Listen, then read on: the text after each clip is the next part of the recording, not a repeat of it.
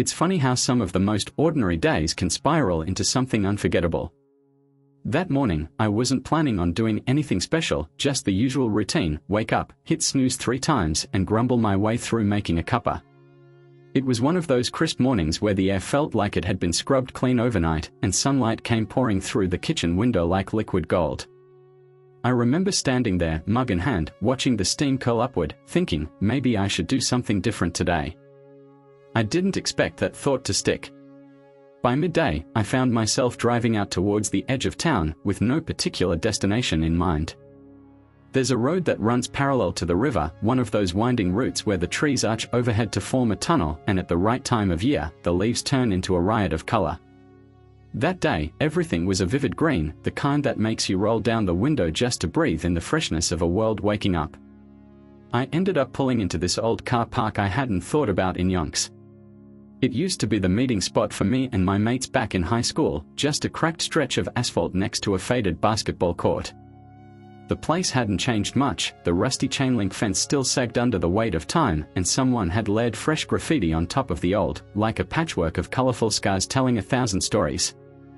I got out, stretched my legs, and kicked a stray pebble across the lot. Memories flickered back, late nights with cheap soft drinks, music blaring out of some beat-up car, and endless chatter about what the future might hold. I'm not sure what nudged me to wander over to the court, but as I stepped onto those faded lines, I spotted something glinting near the edge, half buried under dirt and debris. Curiosity won out, and I crouched down, brushing away the grime until my fingers closed around a tarnished key. Just a simple thing, worn metal, no markings, but holding it sent a strange jolt through me, like it was unlocking more than just some forgotten door. That's when I heard laughter. Not in a creepy way, more like the echo of an old memory floating up. Turning around, I half expected to see my teenage self leaning against the fence, smirking at the absurdity of it all. Instead, there was only the breeze and the rustle of leaves. I slipped the key into my pocket, shook my head, and let out a chuckle. "Get a grip," I muttered, but something about that moment knocked my whole day off balance. Rather than heading back to my car, I took the path leading down to the river. The track was overgrown, but familiar, like an old friend who might be a bit worse for wear but still welcomes you with open arms. The air was thick with the scent of pine and moss, and each step seemed to peel away layers of stress I hadn't even realized I was carrying. By the time I reached the water, the sun was dipping lower, cloaking everything in a warm amber glow. I sat on a rock by the bank, skipping stones and watching the ripples stretch across the surface. There's something almost meditative about that simple action, like sending tiny messages across time and space, hoping someone on the other side will catch them. I don't know how long I sat there, lost in thought, but eventually, the chill of evening set in. Standing up, I glanced back at the trail and noticed how the shadows had lengthened, twisting familiar shapes into something else. There was a tug, subtle but insistent, urging me to follow the river farther than I ever had before. So I did. That spur-of-the-moment decision would lead me into a chain of events I never could have predicted. Funny how life does that. One minute you're making coffee, the next you're holding a key to a story you didn't even know you were part of. But I'm getting ahead of myself. Let me take you back to where it really began. The next morning, I woke up with the key still in my jacket pocket, its metal cool against my fingertips. I turned it over and over, hunting for some kind of clue, but it was as unremarkable as it had been the day before. Still, there was something about it I couldn't shake, a quiet nagging in the back of my mind, like half a dream telling me to dig deeper. Instead of heading straight to work, I drove back to that old car park. Morning light filtered through the trees differently this time, casting long stripes of gold and shadow over the cracked pavement. I stood there for a moment, taking it all in, the world unusually still. I retraced my steps toward the basketball court, but there was nothing new, no grand revelations, no hidden door waiting to be unlocked. Frustrated, I pocketed the key and was making my way back to the car when I noticed a flicker of motion. Just beyond the court, half hidden by the overgrowth, was an old chain-link gate I hadn't seen before. The hinges groaned as I pushed it open, revealing a narrow path winding through the trees. My heart thumped, excitement and nerves tangling together. The path led me to what looked like a rundown maintenance shed. The roof sagged, rust streaked down the walls, but the lock on the door was surprisingly intact and perfectly sized for the key in my pocket. I hesitated. Part of me thought this was ridiculous. The other part that drove me here in the first place, insisted I had to know. I slid the key in. It turned with a satisfying click. Inside, the air was thick with dust and a faint whiff of oil. Sunlight trickled through gaps in the wood, illuminating shelves stacked with old tools, faded paint cans and boxes piled high with forgotten knickknacks. Nothing special until I spotted a worn leather journal on a workbench, its cover cracked and bleached by time. Opening it, I was hit by the smell of aged paper and something else, something that reminded me vaguely of cedar and rain. The first page bore a name I didn't recognize, Elliot Harrow. Underneath that, a date, June 12, 1987. I turned the page, and the handwriting flowed in neat, looping script. These weren't just notes, it was a record of something bigger, entries detailing places I'd never heard of, cryptic references to coordinates, mentions of things buried beneath the surface. I sat down on an upturned bucket, flipping through the pages. Each new entry seemed to pull me deeper into a rabbit hole I hadn't even known existed. Questions bounced around my mind. Who was Elliot Harrow? Why was his journal hidden in an abandoned shed? And what was he trying to find or hide?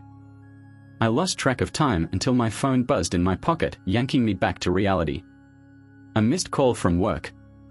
I sighed, tucking the journal under my arm. Whatever this was, I couldn't ignore it anymore. Not now. Not after finding that key, that gate, that shed. The journal felt like a breadcrumb in a trail that had been waiting for someone to follow. Apparently, that someone was me. Locking the shed behind me, I stepped into the sunlight, unaware of just how deep this rabbit hole went, or how far from ordinary my life was about to become. The following days blurred into a mishmash of work commitments and late-night binges reading Elliot Harrow's journal. I found myself poring over every entry, tracing faded ink with my fingertips, as if I could glean some hidden meaning from its texture. There was something hypnotic about the way he wrote, careful, methodical, yet charged with urgency. His words painted a world layered with secrets, where the mundane overlaps with something deeper, waiting to be revealed. Elliot described places that didn't appear on any map I could find. Some were local landmarks, overgrown trails, abandoned quarries, but others were mystery spots, the hollow beneath the Twin Oaks, where the river sings backwards. Poetic? Maybe. Or coded? I wasn't sure which possibility intrigued me more. Evenings found me digging through old town records, local legends, and anything else that might shed light on his cryptic references. One particular entry had its hooks in me, they buried it where the earth breathes. I read and reread that line until it was just shapes on a page. Then it clicked, there was an old cave system just outside town, sealed up decades ago after a collapse. Locals called them the breathing caverns because of how the air would whoosh in and out with the changing temperatures. It was too much of a coincidence to pass up. That's how I ended up standing at the entrance to those caverns one drizzly afternoon, journal in hand, heart hammering in my chest. A rusted gate barred the way, plastered with warning signs. No trespassing. Danger. Unstable ground. My rational side yelled at me to turn around. Curiosity, fueled by something I couldn't name, pushed me forward. I found a spot in the fence bent back enough for me to squeeze through. Inside, the air grew cooler, clinging to my skin with dampness. My torch beam wobbled as I stepped gingerly over loose rocks. The walls loomed closer, moss and graffiti fighting for space on the rough stone. Every sound was amplified, the crunch of gravel under my boots, the steady drip of water echoing somewhere deeper. Then I saw it, a faint mark on the wall, matching a sketch from Elliot's journal. An arrow pointing down a narrow passage. My stomach flooded with nerves and excitement, and I followed it. What I found wasn't treasure, at least not in the usual sense. At the end of the passage was a small alcove, half hidden by a slab of fallen rock. Beneath it, a metal box rested in the dirt, rusted but intact. My hands shook as I pried it open, revealing yellowed papers, old photos, and a battered map with a series of excess. There was also a letter, addressed to the finder. I unfolded it carefully, the paper brittle and worn. If you've come this far, it began, then you understand some truths aren't meant to stay buried. What you hold is part of a bigger puzzle, one others may try to keep hidden. Choose carefully whom you trust. A chill ran up my spine. This was no longer just curiosity, it was something bigger. The kind of bigger that lands people in trouble, or worse. I left the caverns with that box tucked under my arm, a head full of questions and an unsettling realization that the journey I'd stumbled into was far from over. The metal box felt heavier than it should have as I set it on my kitchen table, the rain outside tapping steadily against the windows. I sat there for a while, just staring at it. Part of me wanted to lock it away, pretend I hadn't found it. Another part, stronger, more persistent, knew there was no going back. I carefully laid out its contents. The photos caught my eye first, black and white shots of places I didn't recognize, a weathered barn standing alone in a field, a rickety wooden bridge spanning a foggy gorge, a crumbling stone arch overgrown with vines. Each photo had a date scrawled on the back, all from the late 80s. Elliot's handwriting again. Did he take them himself? Or had someone given them to him? Then there was the map. Faded, with torn edges, it showed an older version of the town and its surroundings. A series of X's stretched beyond the caverns, marking spots I'd never really thought about. But what really grabbed my attention was a red circle drawn around a location on the outskirts, simply labeled The Hollow. It wasn't on any modern map. I cross-referenced everything I could find online and came up empty.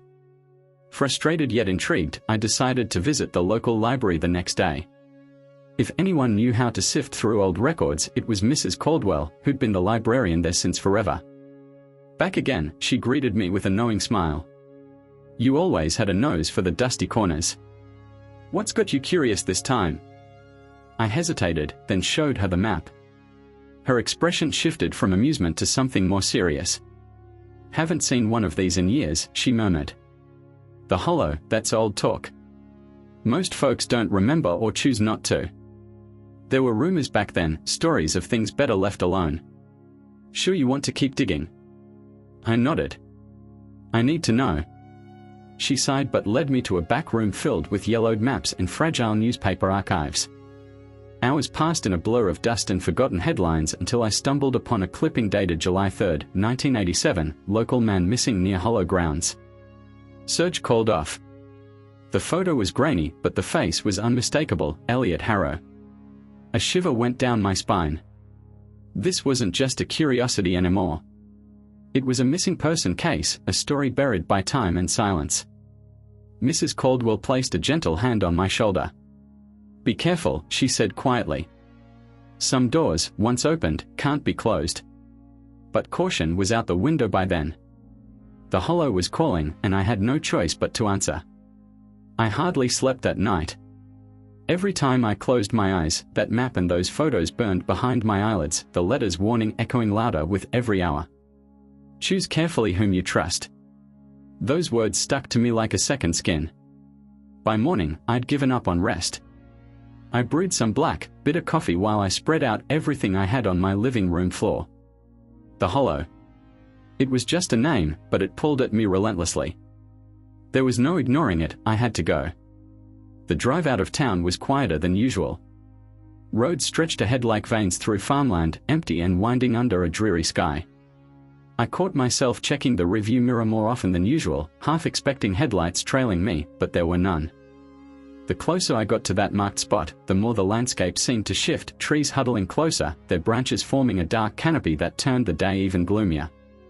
I parked where the sealed road ended, near a dirt track barely visible through the scrub. The air felt heavier here, thick with the scent of damp earth and decaying leaves. I grabbed my backpack, stuffed with the essentials, torch, notebook, water, and Elliot's journal, and started down the path. The bush closed around me, each step muffled by a blanket of moss and fallen leaves.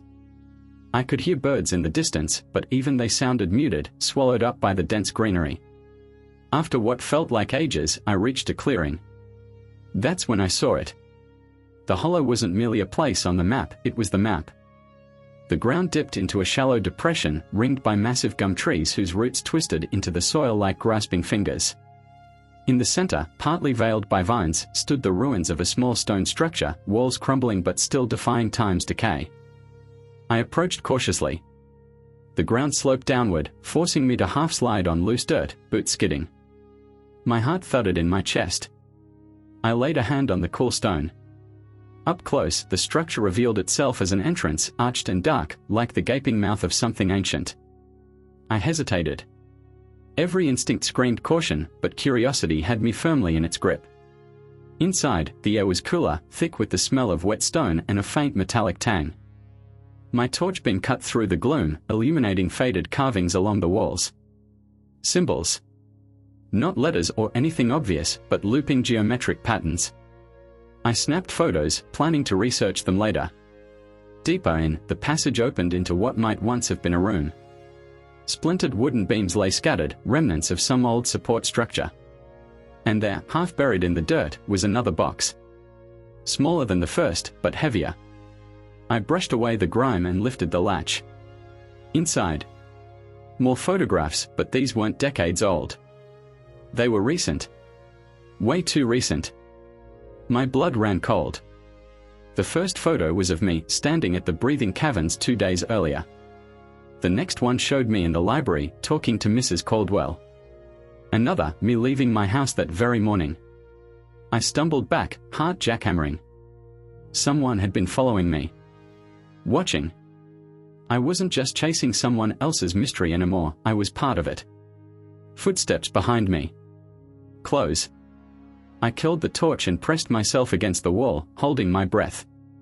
The steps grew louder, crunching across debris until they stopped just meters away.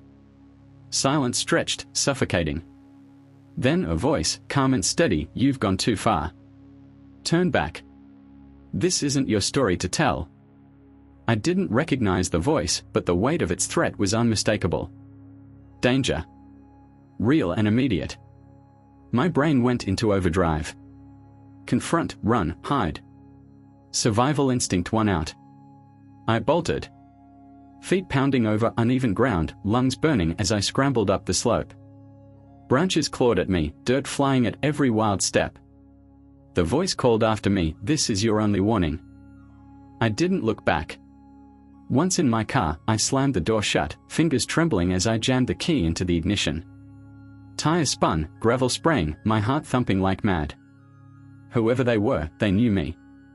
Knew where I lived, where I'd been. I wasn't hunting for a mystery anymore, I was in it. Back home, blinds drawn and doors double locked, I laid out the new photographs. Fear twisted in my gut, but beneath it burned something stronger, determination.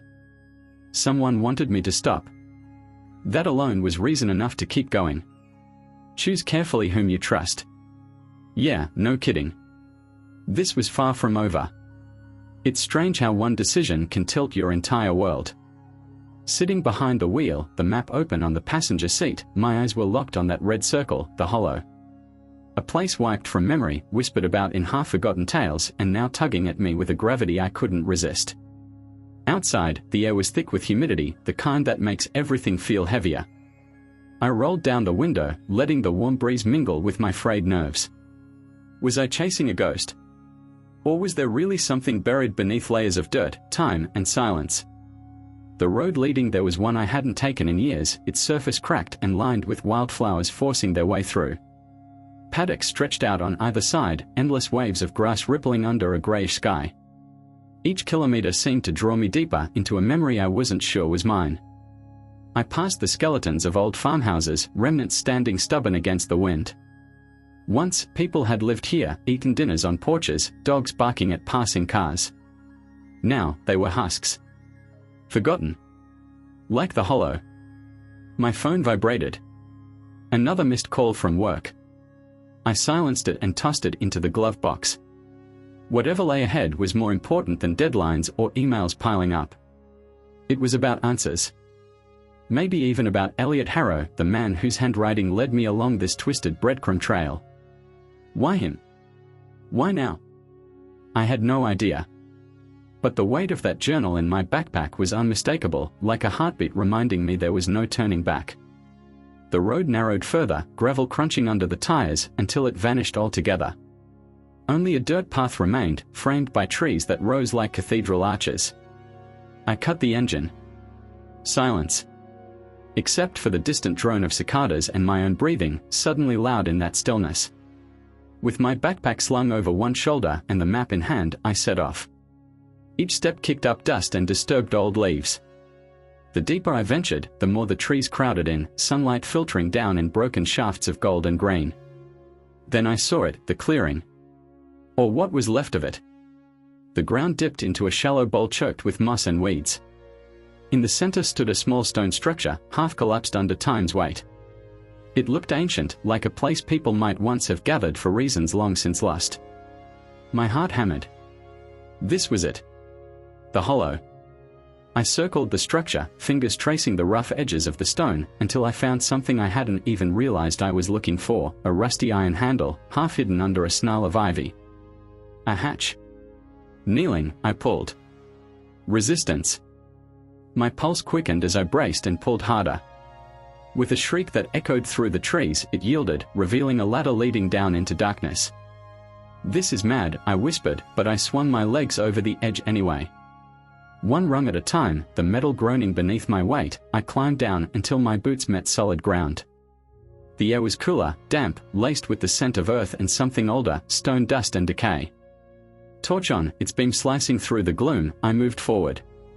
The walls closed in, rough stone brushing my shoulders, and every step seemed to swallow sound. I could hear my own heartbeat, loud and insistent. Then, a door. Wooden, reinforced with iron bands, etched with a symbol I didn't recognize, a circle intersected by a single line, simple yet deliberate. My hand hovered over the latch. Once I opened this, there'd be no unseen what lay beyond. I drew a deep breath and pushed. The room was small. Bare walls.